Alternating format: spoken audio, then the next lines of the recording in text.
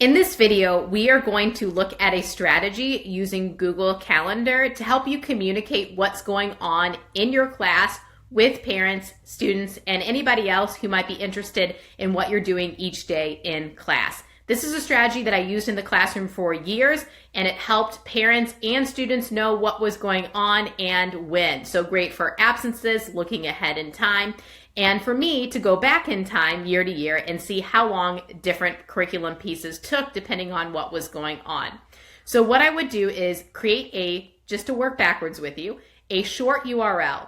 So my short URL is tinyurl.com/moodyeng3. I also had an ENG4 for my English 4 class.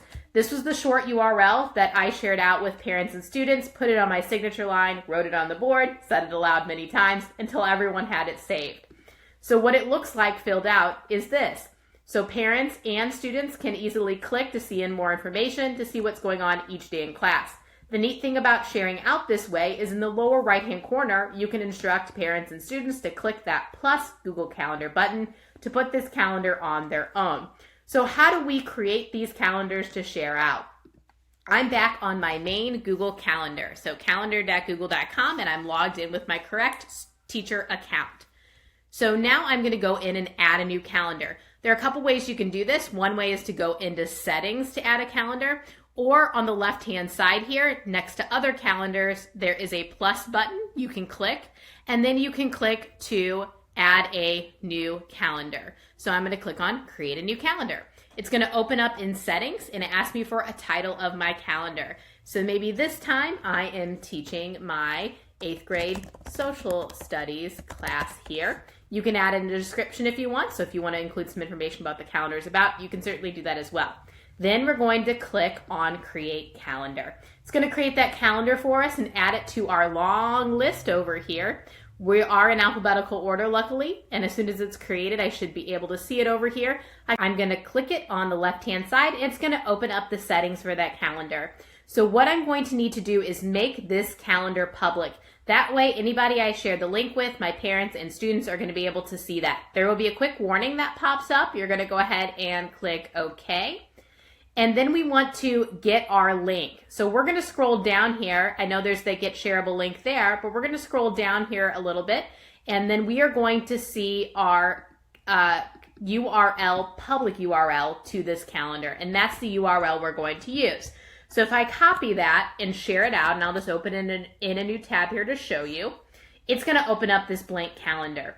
From that step, I would go to a URL shortener like tinyurl or bit.ly, and I would paste that long URL in, and then if possible, and it might take you a couple attempts to find something that's not taken, you will want to create a custom URL. This just makes it easier to remember, to say out loud, to write down. So tinyurl.com/moody8social. Then I'm going to click Make My Tiny URL, and then we have it made. So we have successfully made that, and that is my link here that I can share out with parents and students, put it on my signature line, and write it on the board, or do whatever I can do to get that shared out. Now we're ready to add events to it. So I'm going to hop back over to my Google Calendar now, and I'm going to leave settings and go to where I can create events. So to create an event, we can click our plus create here, or we can just simply click into the day we wanted the event to. So maybe we are going to read and write chapter 3. I can do a time here. I also can put more information in the description. So check Canvas for quiz. And then I want to make sure I do my drop down and put it under my correct calendar. Okay, so now I have this, and I'm going to click Save. Here's the cool part. I don't have to share out any new URLs. I just go over here, refresh, and then I'm going to see that event. When I click it, I see that details in the event, in the description, more information. So this is a very simple way for communication to let parents and students know what's going on class, to look ahead. Also great, again, for the teacher for lesson planning purposes to see what was done in previous years or what was going on in the calendar that could change that.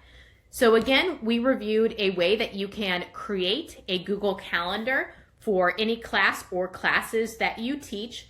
Then you can change those share settings to public, get that URL, Use a shortener like tinyurl.com to create a custom URL and then share that out so that your parents and students can see what's going on in your class.